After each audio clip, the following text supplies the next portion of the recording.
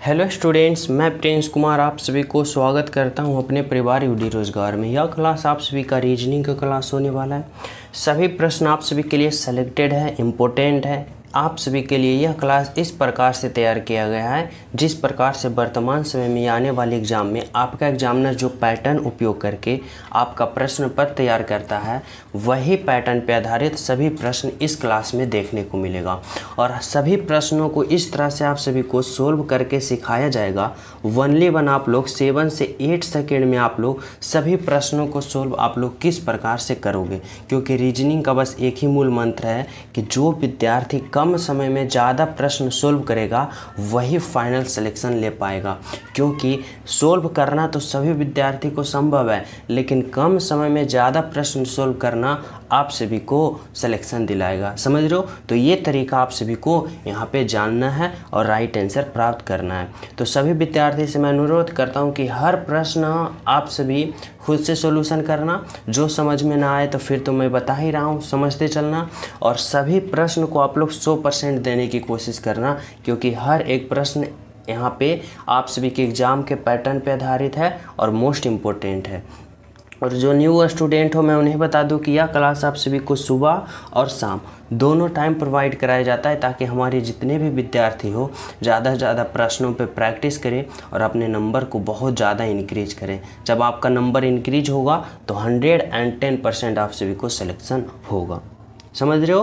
तो चले हम सब पहला प्रश्न पे। तो देखो 1 नंबर का प्रश्न क्या कर रहा है भाई। 1 नंबर का जो प्रश्न है ना, कर रहा है सही विकल्प चुनिए जो अनुक्रम को पूरा करेगा। यानी बताना है ना कि इस भाट के जगह जो होगा वह कौन सा ऑप्शन होगा, हमें राइट आंसर प्राप्त करना है। तो देखो यह जो प्रश्न है ना, यह सीरीज वाले प्रश्न है, और वो भी किसका सीरीज है, तो अल्फ़ावर्ड का सीरीज है। अब हमें इसमें सोचना होगा कि किस तरह से लॉजिक लगाना है ताकि यहाँ पे हम राइट आंसर को प्राप्त कर सकें। तो कैसे सोचेंगे, तो समझना कि रीजनिंग का जब भी कोई भी चैप्टर से, समझना हमारी बातों को, कोई भी चैप्टर से अगर रीजनिंग का प्रश्न आए और वो भी अल्फ़ावर्ड का प्रयोग करते हुए ना, तो आप लोग क्या करना कि कम समय में राइट आंसर प्राप्त करने के लिए आप लोग अल्फ़ावर्ड पोजीशन का प्रयोग करना। जैसे देखो ए का अल्फ़ावर्ड पोजीशन कितना होता है, 1 होता है। ई का अल्फ़ावर्ड पोजीशन 5 होता है और आई का 9 होता है। समझ रहे हो? आगे देखना, बी का अल्फ़ावर्ड पोजीशन 2 होता है, एफ का 6 होता है और जे का 10 होता है। फिर देखो सी का 3 होता है, जी का 7 होता है और के का 11 होता है। अब हमें क्या करना है, अगले पद को हमें प्राप्त करना है। तो हम क्या करेंगे, हम किस तरह से सोचेंगे, तो समझना। अगर मैं इस तरह से समझता हूँ कि देखो ए से बी गया, यानी ए का 1 बी का 2, तो 1 से 2 पे गया तो क्या हुआ, प्लस का 1। फिर देखो बी से सी पे गया, यानी बी का 2 और सी का 3, तो 2 से 3 पे गया तो प्लस का 1। तो इस बार सी से अगले पद निकालेंगे तो हम इसमें भी प्लस का 1 करेंगे। तो देखो सी का अल्फ़ावर्ड पोजीशन 3 और 3 में 1 जोड़ेंगे 4, और 4 जो होता है ना वह डी का होता है। ठीक है, तो यहाँ पे क्या होगा, डी होगा। आगे देखो ई से कहाँ पे गया भाई, एफ पे। ई का 5 और एफ का 6, 5 से 6 गया तो क्या हुआ, प्लस का 1। फिर देखो एफ से जी पे गया, यानी 6 से 7 पे गया, प्लस का 1। तो जी से अगले पद निकालेंगे तो हम यहाँ भी प्लस का 1 करेंगे, क्योंकि सभी में +1 हो रहा है। तो देखो जी का अल्फ़ावर्ड पोजीशन कितना है भाई, 7, और जब हम 7 में 1 जोड़ेंगे 8, और 8 जो होता है वह एच होता है। तो यहाँ पे क्या होगा, एच होगा। आगे देखो आई से हम कहाँ जाएंगे, तो जे पे। आई का 9 और जे का 10, प्लस का 1 किया, और जे से के पे जाएंगे, यानी जे का 10 और के का 11, यहाँ भी +1 किया। और जब के से अगले पद निकालेंगे तो यहाँ भी प्लस का 1 करेंगे, और के का 11 और 11 में 1 जोड़ेंगे 12, और 12 जो अल्फ़ावर्ड पोजीशन होता है एल का होता है। अब आप लोग हमें बताओ यहाँ पे डी एच एल कौन सा ऑप्शन में है, तो देखो डी एच एल जो है ना ऑप्शन नंबर 1 में है आपका राइट आंसर, और बिल्कुल सही आंसर। समझ रहे हो? तो इस तरह से आपका राइट आंसर होगा ऑप्शन नंबर 1। तो चले हम सब नेक्स्ट प्रश्न पे। तो देखो नेक्स्ट प्रश्न आप लोग समझना, 2 नंबर का प्रश्न क्या कर रहा है। 2 नंबर का जो प्रश्न है कर रहा है कि नीचे दी गई श्रृंखला में अगली संख्या क्या होगी, आप सभी को बताना होगा। देखो यहाँ पे अगली संख्या पूछ रखा है हमसे एग्जामिनर, और यह जो है ना सीरीज वाले प्रश्न है। और कैसा सीरीज है, तो इस बार संख्याओं का सीरीज है। अब हमें सोचना होगा संख्या वाले में किस प्रकार से, तो इस प्रकार से सोचना कि आखिर सबसे पहले ये देखना कि यह सीरीज जो है ना यह किस किस प्रकार का है। तो देखो यह सीरीज जो है धीरे धीरे इंक्रीज हो रहा है, यानी धीरे धीरे बढ़ रहा है। अब हमें पता करना होगा कि किस तरह से यह बढ़ रहा है। तो देखो 30 से 42 गया तो यहाँ पे प्लस का 12 बढ़ा, प्लस का 12 बढ़ा। फिर देखो 42 से 54 गया तो यहाँ पे क्या हुआ भाई, तो 42 से 54 गया, यहाँ पे कितना बढ़ा, तो देखो यहाँ भी प्लस का कितना बढ़ा, तो प्लस का 12 बढ़ा ना। फिर देखो 54 से कहाँ गया, 66 पे, तो देखो यहाँ पे कितना बढ़ा भाई, तो यहाँ भी प्लस का 12 बढ़ा। इस बार हम क्या करेंगे, अगले पद निकालेंगे, तो यहाँ भी हम प्लस का 12 करेंगे, प्लस का 12 करेंगे, तो 6 और 2 कितना होगा भाई, 8 और 6 1 7, यानी 78 कौन सा ऑप्शन में है, तो देखो ऑप्शन नंबर 1 में है 78, जो कि हमारा क्या है, तो हमारा राइट आंसर है और बिल्कुल सही है, ऑप्शन नंबर 1 है। तो इसमें क्या लॉजिक लगा रखा है, समझ रहे हो कि +12 का सीरीज में चला, जब हमारा राइट यहाँ पे +12 के सीरीज में हमें चले तो हमें राइट आंसर क्या प्राप्त हुआ, तो 78 प्राप्त हुआ, जो कि हमारा बिल्कुल सही है और ऑप्शन नंबर 1 है। समझ रहे हो। तो चलिए हम सब नेक्स्ट प्रश्न पे। तो देखो अगला प्रश्न आप लोग समझना क्या कर रहा है, 3 नंबर का प्रश्न। 3 नंबर का प्रश्न में कर रहा है, यदि इतना को इतना 6 के रूप में लिखा जाता है, समझना, फिर STUDIO को 5 के रूप में लिखा जाता है, यानी इतना के कोडवर्ड में किया जाता है, तो इतना का कोडवर्ड आप लोग क्या होगा। यानी यह जो है ना कोडिंग डिकोडिंग वाले प्रश्न है, और बताना होगा यदि इतना को का कोडवर्ड 6 है, इतना का कोडवर्ड 5 है, तो इतना का कोडवर्ड हमें पता करना होगा।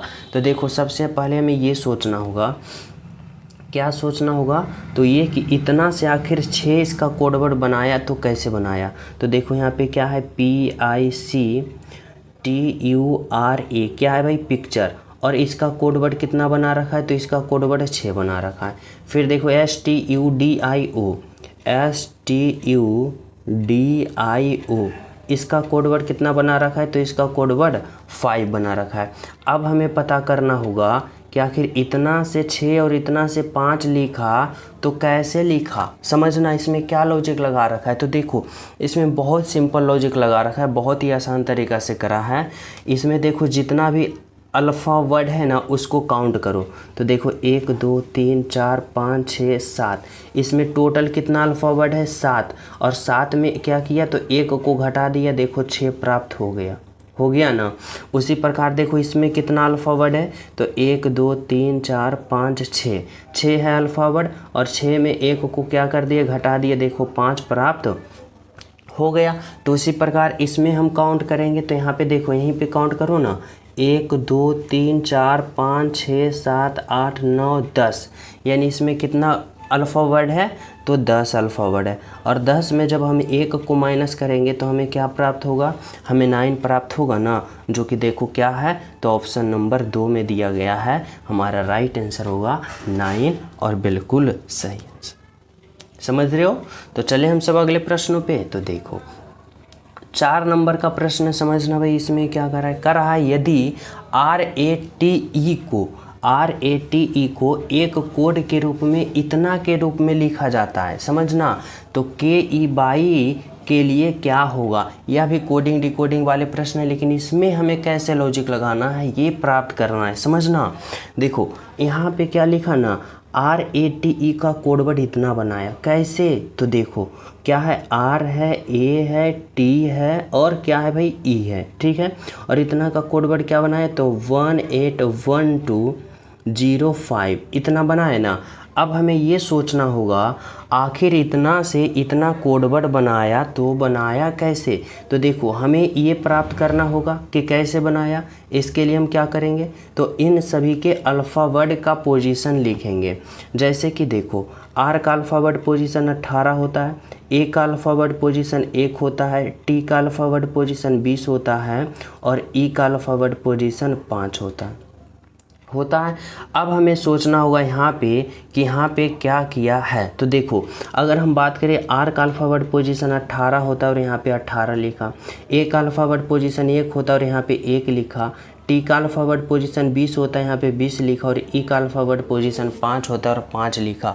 यानी हमारे कहने का मतलब क्या हुआ और क्या इसमें पता चला कि लॉजिक क्या लगा है, तो इतना के सभी का अल्फ़ाबेट पोजीशन को यहाँ पे लिख दिया और यही इसका कोड वर्ड बना दिया।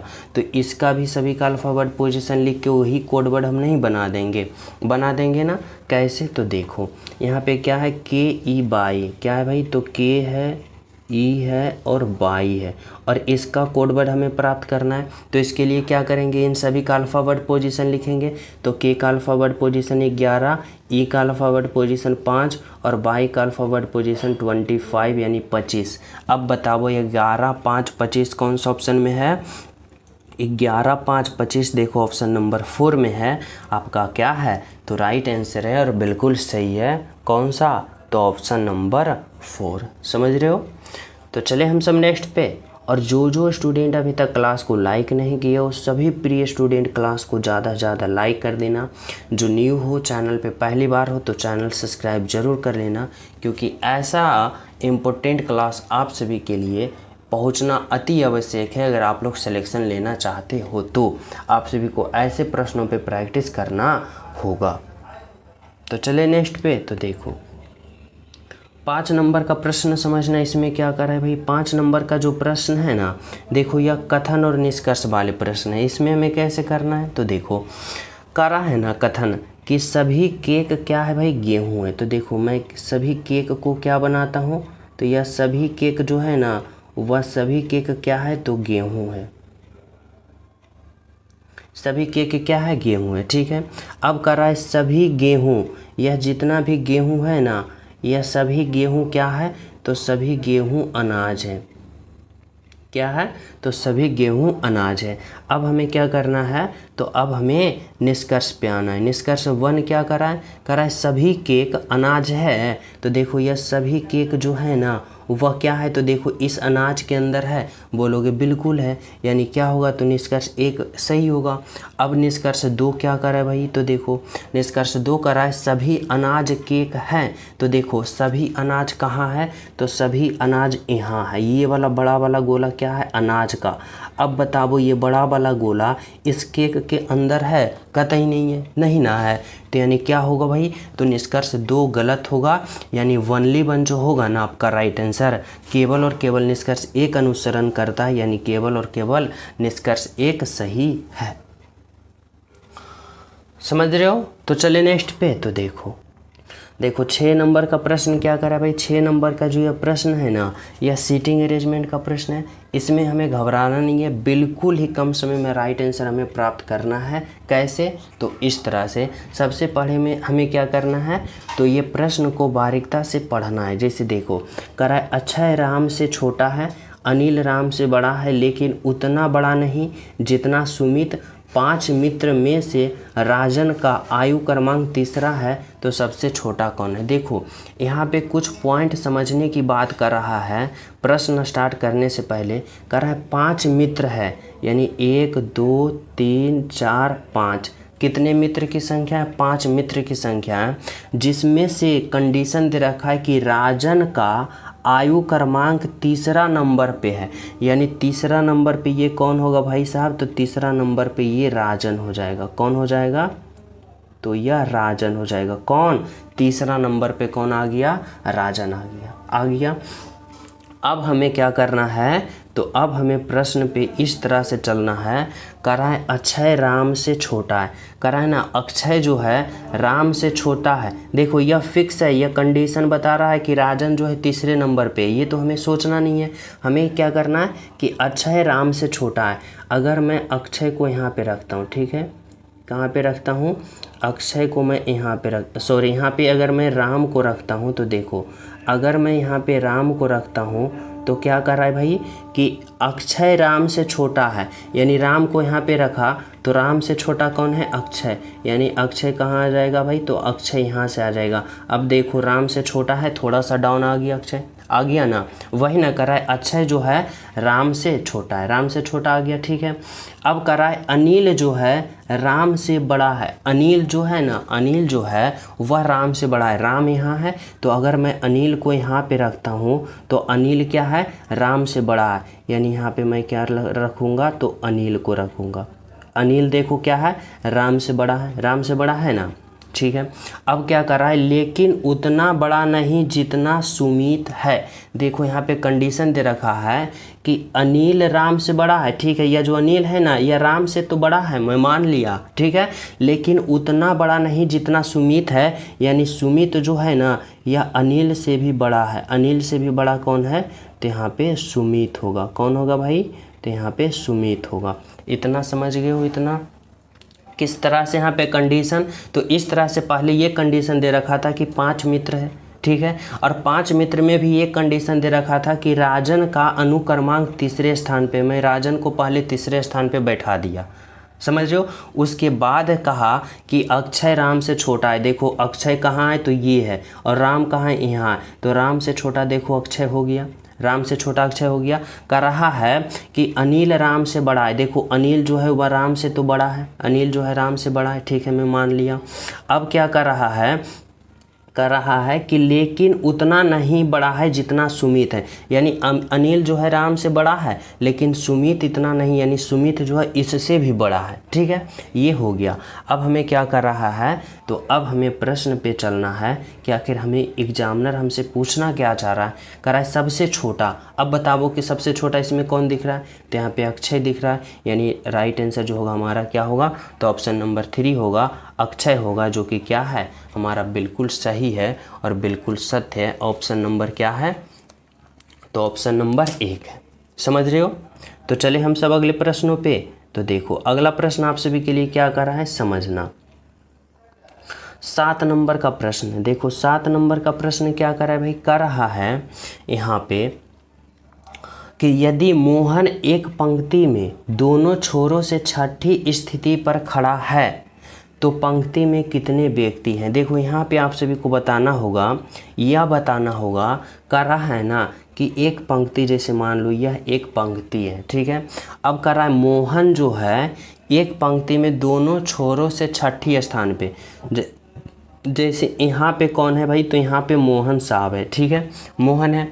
अब इधर से भी छठवां स्थान पे है, समझना, और इधर से भी ये छठवां स्थान पे है। तो बोलोगे, कह रहा है ना प्रश्न कि पंक्ति में ओवरऑल, यानी इस पंक्ति में ओवरऑल स्टूडेंटों की संख्या कितना है?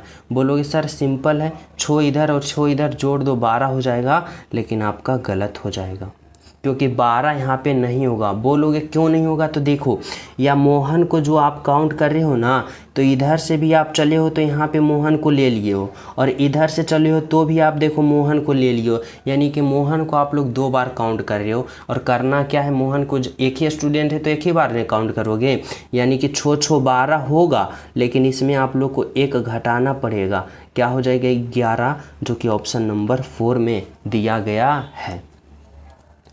क्या है? तो ऑप्शन नंबर 1 में दिया गया है आपका राइट आंसर और बिल्कुल सही आंसर। समझ रहे हो? तो चले हम सब अगले प्रश्न पे। तो देखो अगला प्रश्न आप लोग समझना क्या कर रहा है भाई? तो यहाँ पे 8वां नंबर का प्रश्न देखना क्या कर रहा है। देखो 8 नंबर का प्रश्न समझना, इसमें आप सभी से क्या एग्जामिनर पूछना चाह रहा है? कर रहा है लुप्त संख्या भरिए, लुप्त संख्या ज्ञात करना है, मिसिंग नंबर, इस भाट के जगह बताना होगा आखिर क्या होगा और किस तरह से होगा। समझ रहे हो? तो हमें कैसे सोचना होगा? हमें ये सोचना होगा कि जिस प्रकार यहाँ पे 111 आया ना, तो इसी प्रकार हम यहाँ पे राइट आंसर प्राप्त नहीं कर लेंगे ना। तो समझना, देखो अगर हम बात करें इस तरह से कि 554 और 421 को आपस में हम किस तरह से कैलकुलेशन करें कि हमें 111 आ जाए, हमें यही लॉजिक ना लगाना होगा। तो देखो अब हमें इस तरह से सोचना होगा कि 754 और 421 में हम किस तरह से यहाँ पे कैलकुलेशन कर पाएँ। तो अगर मैं इस तरह से कहूँ कि 754 और 421 को आपस में घटा देते हैं, इन दोनों को क्या करता हूँ, आपस में मैं घटाता हूँ। देखो क्या प्राप्त हो रहा है भाई, तो 4 में से 1 जाएगा, क्या हुआ 3 हुआ, और 5 में से 2 जाएगा 3 हुआ, और 7 में से 4 जाएगा 3 हुआ, यानी 333 आया। यानी पहले संख्या और तीसरे संख्या को घटाएं, 4 यहाँ पे कितना आया 333 आया। अब हमें 333 से 111 लाना है, तो इसके लिए हमें क्या करना होगा, तो इसके लिए हमें यहाँ पे भाग देना होगा कितना से, तो यहाँ पे 3 से भाग देना होगा। तो जब 3 से भाग देंगे तो हमें कितना प्राप्त होगा, 111। देखो 111 हमें प्राप्त हुआ ना, बोलोगे जी सर। अब वही लॉजिक हमें इसमें अप्लाई करना है। 730 और 427 को क्या करना है, आपस में घटा देना है। तो देखो 0 में से 7, 10 में से 7 जाएगा, यहाँ पे क्या होगा 3 होगा, और ये हो गया 2 में से 2 जाएगा, ये 0 हो गया, और 7 में से 4 जाएगा तो क्या होगा भाई 3 होगा। अब 330 में भी हम क्या करेंगे, तो इसमें भी हम 3 से भाग दे देंगे। अब 303 में जब 3 से भाग देंगे कितना आएगा, तो यहाँ पे 1 हो जाएगा, 0 हो जाएगा और 1 हो जाएगा। 101 कौन सा ऑप्शन में है, तो देखो ओनली 1 ऑप्शन 3 में है आपका राइट आंसर, और बिल्कुल सही आंसर ऑप्शन नंबर 3 101। क्या होगा भाई, तो 101 जो है आपका राइट आंसर है। समझ पा रहे हो यहाँ तक। तो चले हम सब नेक्स्ट पे। तो देखो 9 नंबर का प्रश्न समझना, इसमें आप सभी से क्या कहना चाहता है आपका एग्जामिनर। देखो यहाँ कर रहा है ना कि लुप्त संख्या ज्ञात करें, मिसिंग नंबर बताना है। यह भी प्रश्न है ना मिसिंग नंबर का, कि इस वाट के जगह आखिर जो होगा तो होगा क्या और किस प्रकार होगा, आप लोग को सोचना है, समझना है। तो कैसे सोचोगे समझोगे, तो देखो अगर हमें ये इस तरह से यहाँ पे चलना होगा कि जिस प्रकार 8 है, 27 है, 64 है, 125 है, 216 है, तो यहाँ पे क्या होगा, तो देखो प्रश्नों को देखने के बाद कुछ अनुभव इस तरह से हो रहा होगा, जैसे कि यह 8 जो है यह 2 का क्यूब है, 27 जो है 3 का क्यूब है, 64 जो है 4 का क्यूब है, 125 जो है 5 का क्यूब है, 216 जो है क्या है, तो 6 का क्यूब है। तो अगले जो होगा वह क्या होगा भाई, तो यह 7 का क्यूब होगा। 7 का क्यूब होना चाहिए ना, और 7 का क्यूब कितना होता है, तो 7 का क्यूब 343 यानी 343, यानी इस वाट के जगह क्या होना चाहिए, तो 343 होना चाहिए, जो कि हमारा क्या है, तो राइट आंसर है और बिल्कुल सही है, ऑप्शन नंबर 4 है। समझ पा रहे हो क्या होगा, तो ऑप्शन नंबर 4 होगा। तो चले हम सब अगले प्रश्नों पे। तो देखो अगला प्रश्न आप लोग समझने की कोशिश करना। 10 नंबर का प्रश्न आप सभी से क्या कहना चाह रहा है और किस तरह से कहना चाह रहा है। देखो कह रहा है ना, नीचे दिए गए शब्दों को अर्थपूर्ण कर्म में व्यवस्थित कीजिए। यानी यहाँ पे देखो 1 2 3 4 5 ऑप्शन दे रखा है। अब इन पांचों को हमें इस तरह से कर्म में रूप में लिखना है, अर्थपूर्ण कर्म में व्यवस्थित करना है, कि जिस प्रकार सबसे पहले कौन होगा, उसके बाद और फाइनल अंत में कौन होगा, इस प्रकार से हमें सोचना होगा और राइट आंसर प्राप्त करना होगा। कैसे, तो देखो हमें क्या कर रहा है यहाँ पे क्या है, शब्द है, पैराग्राफ है, वाक्य है, अक्षर है और वाक्यांश है। अब बताओ कि इसमें सबसे पहले जो होगा वह क्या होगा, तो सबसे पहले क्या होना चाहिए, तो देखो सबसे पहले अक्षर होना चाहिए। अक्षर होने चाहिए यानी 4 नंबर अक्षर होगा। अक्षर होने के बाद फिर क्या होगा, तो जब अक्षर होगा ना, तो अक्षर को जोड़ने के बाद क्या बनेगा, तो शब्द बनेगा। यहाँ पे क्या होगा 1 नंबर, और अक्षर जोड़ने के बाद क्या बना, शब्द, और शब्द फिर जोड़ने के बाद क्या बनता है, तो शब्द को जब जोड़ते हैं ना तो क्या बनता है, तो एक वाक्यांश बनता है। यानी शब्द के बाद क्या आएगा, तो वाक्यांश आएगा, यानी कि 5 नंबर। ठीक है, और वाक्यांश के बाद क्या होता है, तो वाक्यांश के बाद क्या होगा, तो जब वाक्यांश को एक साथ मिलाएंगे ना, तो एक किसका क्या होगा, तो एक वाक्य बनेगा, यानी एक वाक्य का उच्चारण होगा। क्या होगा, एक वाक्य बनेगा, पूर्ण वाक्य बनेगा, यानी 3 नंबर होगा। और जब वाक्य को एक साथ जोड़ेंगे तो एक हमें क्या तैयार हो जाएगा, तो एक हमें पैराग्राफ तैयार हो जाएगा, यानी 2 नंबर। अब बताओ कि कौन सा ऑप्शन ऐसा दिख रहा है भाई, 4 1 5 3 2, 4 1 5 3 2 बोले तो ऑप्शन नंबर 4 है आपका क्या राइट आंसर और बिल्कुल सही आंसर। समझ पा रहे हो? तो इन प्रश्नों में इस तरह से हमें सोचना होगा। समझ गए हो? तो चले अगले प्रश्न पे। तो देखो 11 नंबर का प्रश्न समझना, यह क्या कर रहा है। तो देखो यह जो प्रश्न है ना, यह प्रश्न क्या है, तो यह प्रश्न डाइस वाले प्रश्न है। डाइस वाले प्रश्न में हमें कैसे सोचना होगा, तो देखो हमें इस तरह से सोचना होगा और इस तरह से समझना होगा। कर रहा है अक्षर टी के विपरीत पृष्ठ पर कौन सा अक्षर अंकित है। यानी हमें बताना होगा कि देखो यहाँ पे दो पासा दे रखा है और इनकी कुछ स्थितियाँ इस तरह से दे रखा है। दो पासा की कुछ स्थितियाँ इस तरह से दे रखा है ना।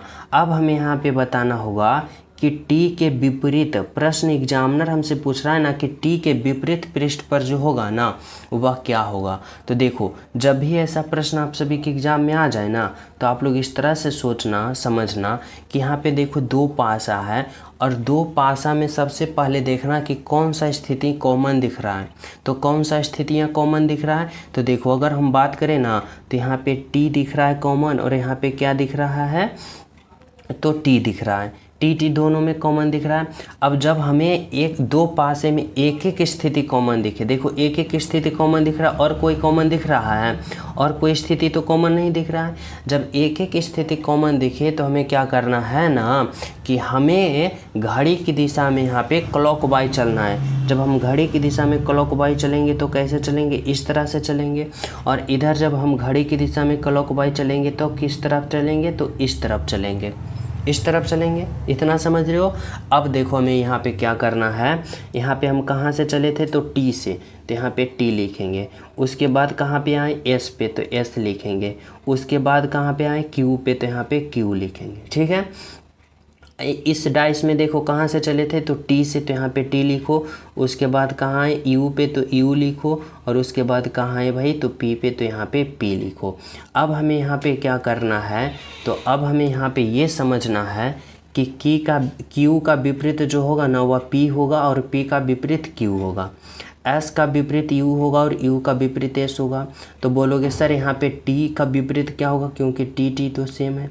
तो देखो हमारी बातों को समझना, एक पासे की बात करें ना तो एक पासा में 6 स्थितियां होती है। अब हमें बताओ कि किसी भी पासा में 6 स्थिति से ज़्यादा आप लोग देखे हो नहीं ना, कि एक पासे में कितना होता है, तो ओनली 6 स्थितियां ही होती है। जैसे कि इस तरह से समझना कि यहाँ पे देखो एक स्थिति, दो स्थिति, 3 और 4 और 5, यानी 5 स्थिति को देखो आप लोग काउंट कर लियो। अब देखो कि एक स्थिति इसमें कौन बचा है, तो देखो क्यू को काउंट कियो, पी का काउंट कियो, एस यू टी को काउंट कियो। एक कौन बच रहा है, तो एक ओनली 1 देखो आर बच रहा है। तो यानी टी का विपरीत क्या होगा, तो आर होगा। और प्रश्न हमसे वही पूछा है कि टी का विपरीत जो है क्या है, तो आर है। यानी ऑप्शन नंबर 1 है जो कि हमारा क्या है, राइट आंसर है। समझ रहे हो? तो इस तरह से यहाँ पे सोचना होगा आप सभी को। तो चलिए अगले प्रश्नों पे। तो देखो अगला प्रश्न आप लोग समझना, 12 नंबर का प्रश्न क्या कर रहा है भाई, तो देखो 12 नंबर का प्रश्न कर रहा है, यहाँ पे बताना होगा, कर रहा है जंगली जानवर, चीता और गाय, यानी कौन सा ऑप्शन का हम चयन करेंगे, कौन सा ऑप्शन का चयन करेंगे ताकि इन तीनों का एक साथ क्या हो जाए, तो सही संबंध एक साथ हो जाए। तो कैसे सोचेंगे, तो समझना। अगर मैं इस तरह से यहाँ पे सोचने की कोशिश करता हूँ, किस तरह से, तो इस तरह से यहाँ पे क्या है, जंगली जानवर। अगर जंगली जानवर के लिए मैं एक गोला बनाता हूँ, ठीक है, जंगली जानवर के लिए मैं एक गोला बनाता हूँ इस तरह से। अब देखो चीता जो है वह जंगली जानवर है, यानी चीता जो आ जाएगा, क्या आ जाएगा, तो जंगली जानवर के अंदर। और जब गाय की बात करें तो गाय क्या है भाई, तो एक पालतू जानवर है, यानी यहाँ पे क्या होगा, तो यहाँ पे इस तरह से बाहर में आ जाएगा। और कौन सा ऑप्शन देखो ऐसा दिख रहा है, तो यहाँ पे ऑप्शन नंबर 2 दिख रहा है ऐसा, जो कि हमारा क्या है, राइट आंसर है और बिल्कुल सही है। ऑप्शन नंबर क्या है, तो 2 है। समझ पा रहे हो? आपका राइट आंसर क्या निकल के आया, तो ऑप्शन नंबर 2 आया। तो चले हम सब अगले प्रश्नों पे। तो देखो अगला प्रश्न आप लोग समझना क्या कर रहा है भाई, तो यहाँ पे समझना 13 नंबर का प्रश्न आप सभी से क्या कहना चाहता है। देखो कह रहा है ना कि कौन सा शब्द नीचे दिए गए संबंध को सर्वोत्तम ढंग से पूर्ण करेगा। यानी बताना होगा यहाँ पे संबंध इस तरह से कि जिस प्रकार चार मीनार का संबंध कहाँ है तो भारत से, उसी प्रकार पिरामिड का संबंध यहाँ पे क्या होगा। तो देखो हमें सोचना होगा कि चार मीनार जो है वह किस देश में है तो भारत देश में है, उसी प्रकार पिरामिड जो है वह किस देश में है तो वह मिस्र देश में। यानी राइट आंसर क्या होगा तो ऑप्शन नंबर 4 होगा आपका राइट आंसर। ठीक है, चलो अगला प्रश्न देखो क्या करा भाई। तो 14 नंबर का प्रश्न देखो, 14 नंबर का प्रश्न क्या करा है ना कि कौन सा शब्द नीचे दिए गए संबंधों को सर्वोत्तम ढंग से पूरा करेगा। यहाँ पे आप सभी को संबंध ही बताना है, लेकिन इस बार अल्फ़ा वर्ड का संबंध बताना है। कैसे तो जिस प्रकार डी और जी से ही 11 बना ना, तो के और आई से उसी प्रकार यहाँ पे क्या बनेगा आप लोग को बताना होगा और समझना होगा। तो कैसे बताओगे, कैसे समझोगे, तो देखो अगर हम बात करें इस तरह से कि डी और जी से साथ के 11 जो है वह किस तरह से बना। तो देखो अगर मैं डी और जी के दोनों का अल्फ़ा वर्ड पोजीशन लिखता हूँ, जैसे डी का 4 होता है और जी का 7 होता है। अब हमें 4 और 7 से 11 लाने के लिए हम क्या करेंगे तो इस 4 और 7 को जोड़ेंगे तो कितना होगा तो 7 और 4 जब जोड़ेंगे तो हमें 11 प्राप्त हो रहा है। बोलोगे जी सर हो रहा है। अब इसी प्रकार से हमें यहाँ पे सोचना होगा कि के का अल्फ़ा वर्ड पोजीशन 11 और आई का अल्फ़ा वर्ड पोजीशन 9, और जब दोनों को जोड़ेंगे तो 11 और 9 कितना होगा भाई तो 11 और 9 जो होगा वह 20 होगा। यानी हमारा राइट आंसर 20 कौन सा ऑप्शन में है तो ऑप्शन नंबर 2 में है 20, जो कि क्या है हमारा राइट आंसर है और बिल्कुल सही है, ऑप्शन नंबर 2 है। क्या होगा भाई तो ऑप्शन नंबर 2 जो होगा हमारा राइट आंसर होगा। यहाँ तक सभी विद्यार्थी समझ रहे हो। तो चले हम सब अगले प्रश्न पे। तो देखो और जो स्टूडेंट क्लास को लाइक नहीं किए हो सभी प्रिय स्टूडेंट क्लास को लाइक करना, शेयर करना ज़्यादा, और जो न्यू हो तो चैनल सब्सक्राइब करके बेल आइकन प्रेस ज़रूर कर लेना। देखो 15 नंबर का प्रश्न समझना क्या करा है। 15 नंबर का जो प्रश्न है ना यह ब्लड रिलेशन का प्रश्न है। अब हमें सोचना होगा कि आखिर हम इसमें किस तरह से सोल्व कर सकते हैं, किस तरह से सोच सकते हैं। तो देखो क्या करा है यदि x की ओर संकेत करते हुए y कहता है। देखो यहाँ पे दो व्यक्ति है, समझना हमारी बात को। एक कौन है x है और एक कौन है y है। एक x है और एक y है, ठीक है, इतना समझ पा रहे हो। अब क्या कर रहा है प्रश्नों को आप लोग समझना, x की ओर संकेत करते हुए y कहा। देखो y जो है ना किसकी ओर संकेत कर रहा है x की ओर संकेत कर रहा है, और क्या कर रहा है कि x जो है y की माँ के एकमात्र बेटे का बेटा है। देखो समझना इस तरह से कर रहा है ना कि यह जो x है ना, यह जो x है वह क्या है तो y की माँ, यानी y की कौन भाई तो y की माँ, y की माँ के एकमात्र बेटा। अब देखो y की माँ का एकमात्र बेटा तो वह कौन होगा भाई तो एकमात्र बेटा यह खुद y होगा, क्योंकि कह रहा है y की माँ का एक ही बेटा है तो वह बनली वन कौन होगा वह खुद y ही होगा एकमात्र बेटा। तो वही ना कह रहा है y की माँ के एकमात्र बेटा तो y खुद हुआ, ठीक है। y की माँ के एकमात्र बेटे का बेटा है, यानी y की जो बेटा है ना, y के जो बेटा है वह क्या है x है। यानी वही कह रहा है प्रश्न कि x जो है ना वह y के माँ का एकमात्र बेटा का बेटा है और वह कौन है तो वह x है। समझ पा रहे हो, यही प्रश्न कहना चाहता है। अब एग्जामिनर आपसे भी से क्या पूछना चाहता है, जो देखो कह रहा है तो y के पिता x के होंगे। अब y के पिता यहाँ पे कौन होंगे भाई तो ये माँ है तो यहाँ पे कौन होंगे तो यहाँ पे पिता होंगे, ठीक है। अब देखो क्या कर रहा है तो y के पिता x के होंगे, यानी x जो होगा वह y के पिता को क्या कहेगा। तो देखो y के पिता को x क्या कहेगा, तो देखो y जो है वह क्या है तो x का पिता है, y जो है x का पिता है, और क्या होगा तो x जो होगा y के पिता को क्या कहेगा। तो इस तरह से समझना कि x जो है यहाँ पे बाई के पिता को क्या कहेगा, तो पिता के पिता को क्या कहा जाता है भाई, तो पिता के पिता को दादाजी कहा जाता है। यानी एक्स जो होगा बाई के पिता को क्या कहेगा, तो एक्स जो होगा बाई के पिता को दादाजी कहेगा। यानी क्या होगा, तो ऑप्शन नंबर 1 होगा आपका राइट आंसर, बिल्कुल सही आंसर। समझ पा रहे हो। तो इस तरह से आप सभी एक स्ट्रक्चर के रूप में ढाल लेना है और राइट आंसर को प्राप्त करना है। तो चले अगले प्रश्नों पे। तो देखो 16 नंबर का प्रश्न समझना, इसमें आप सभी से क्या कहना चाहता है भाई। तो देखो करा, यदि जोड़ का अर्थ गुना है, घटाव का अर्थ भाग है, भाग का अर्थ जोड़ है और गुना का अर्थ घटाव है, तो इतना का मान क्या होगा, आप सभी को बताना है। कैसे करोगे, तो यहाँ पे समझना। देखो यहाँ पे कितना है भाई, 16 है, क्या है भाग। अब भाग का अर्थ क्या कर रहा है कि भाग का अर्थ जोड़ है, तो यहाँ पे जोड़ दो, फिर क्या होगा 64। फिर देखो घटाव, घटाव का अर्थ क्या है भाग है, तो यहाँ पे क्या दो आप लोग, भाग 4 होगा। फिर देखो गुना, अब गुना का अर्थ क्या कर रहा है, तो देखो गुना का अर्थ क्या है घटाव, तो यहाँ पे घटा दो 4 होगा। अब जोड़, और जोड़ का अर्थ क्या है गुना है, तो गुना दो और 3।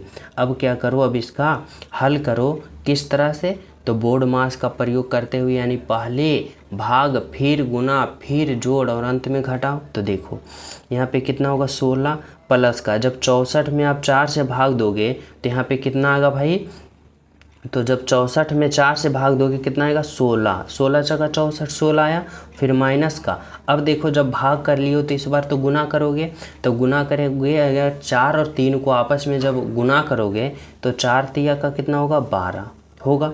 अब इस बार क्या करना है, तो जोड़ को जोड़ देना है और बाकी को घटा देना है। तो देखो 16 और 16 को जोड़ेंगे कितना आएगा भाई 32, और 32 में जब 12 को हम घटा देंगे तो यहाँ पे कितना होगा 0 और 2 यानी 20। बोले तो ऑप्शन नंबर 1, यानी हमारा राइट आंसर जो आया वह क्या आया भाई, तो ऑप्शन नंबर 1 आया, जो कि क्या है बिल्कुल सही है और बिल्कुल सत्य। तो किस तरह से हम यहाँ पे हल किए समझ पा रहे हो, तो बोलोगे जी सर, यानी जैसे जैसे कहा वैसे वैसे हम किए, हमारा राइट आंसर 20 आ गया।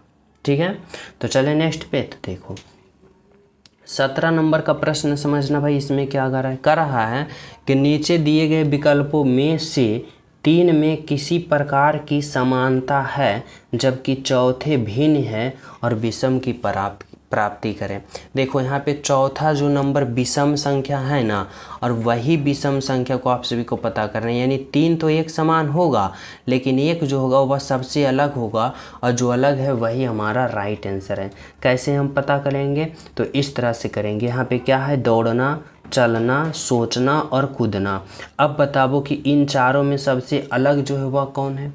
तो देखो अगर हम बात करें दौड़ना का, अगर हम बात करें चलना का, अगर हम बात करें कूदना का, तो ये क्या है, तो ये कौन सी क्रिया आ जाएगा, तो ये गतिमान क्रिया आ जाएगा। दौड़ना, चलना और कूदना गतिमान क्रिया है, लेकिन जब हम बात करें सोचना तो यह कौन क्रिया में आ जाएगा, तो यह मानसिक क्रिया में आ जाएगा।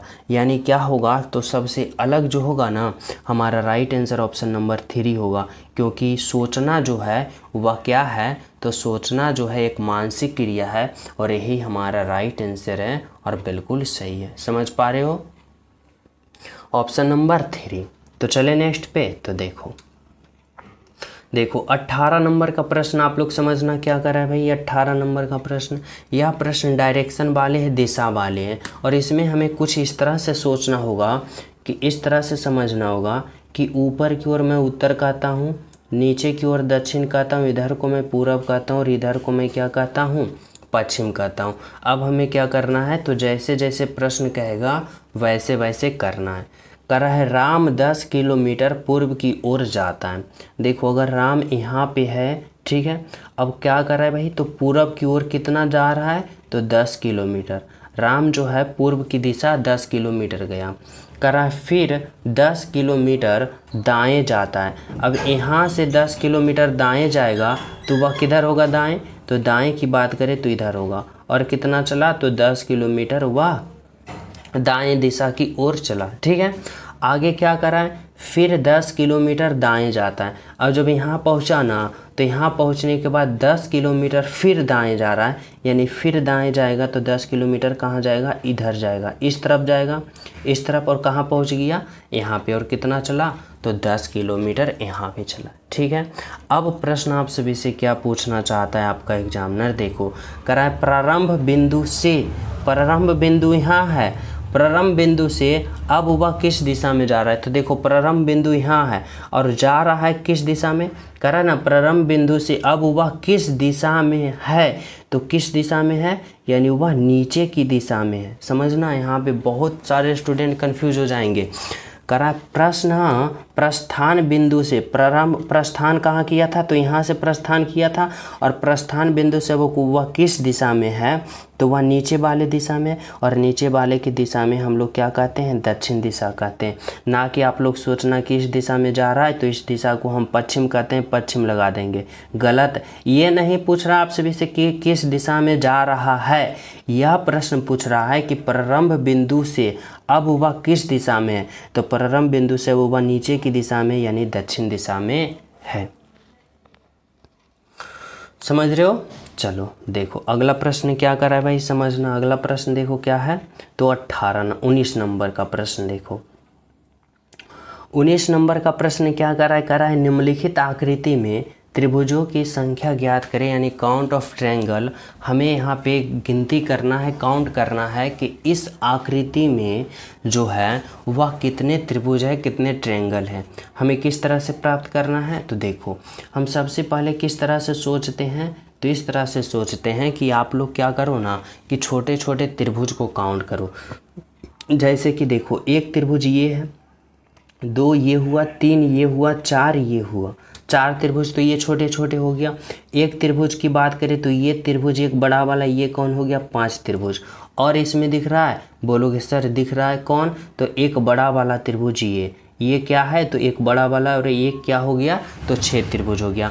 अब बताओ इसमें और कोई त्रिभुज दिख रहा है, कहीं भी किसी एंगल से दिख रहा है, नहीं ना, तो क्या होगा, ओनली वन, इस आकृति में त्रिभुजों की संख्या जो है वह 6 है, यानी आपका राइट आंसर जो होगा ऑप्शन नंबर 3 होगा। बिल्कुल सही है और बिल्कुल सत्य है, ऑप्शन नंबर 3। समझ पा रहे हो। तो चलिए हम सब अगले प्रश्न पे। तो देखो 20 नंबर का प्रश्न समझना है। यहाँ पे आप सभी से क्या कहना चाहता है, देखो 20 नंबर का प्रश्न है ना, कह रहा है नीचे दी गई आकृति में वृत्तों की संख्या क्या है जो आप सभी को बताना है। यानी हमें यहाँ भी काउंट करना है फिगर को और बताना है कि इस आकृति में जो है वह कितने वृत्त है, आप सभी को बताना होगा। और यह प्रश्न मैं आप सभी को होमवर्क के रूप में देना चाहता हूँ, बहुत ही इम्पोर्टेंट है। तो आप लोग सभी विद्यार्थी इस प्रश्न का राइट आंसर कमेंट में बताना कि इस आकृति में जो है वह वृत्तों की संख्या कितनी है। समझ रहे हो। और जो स्टूडेंट क्लास को लाइक नहीं किए हो, सभी प्रिय स्टूडेंट क्लास को लाइक कर देना। जो न्यू हो चैनल पे पहली बार हो तो चैनल सब्सक्राइब कर देना, और ज़्यादा ज़्यादा इस क्लास को शेयर करना अपने दोस्तों के पास। ठीक है। तो मिलते हैं आप सभी को अगले क्लास में। जब तक सभी प्रिय स्टूडेंट को हमारे तरफ से जय हिंद।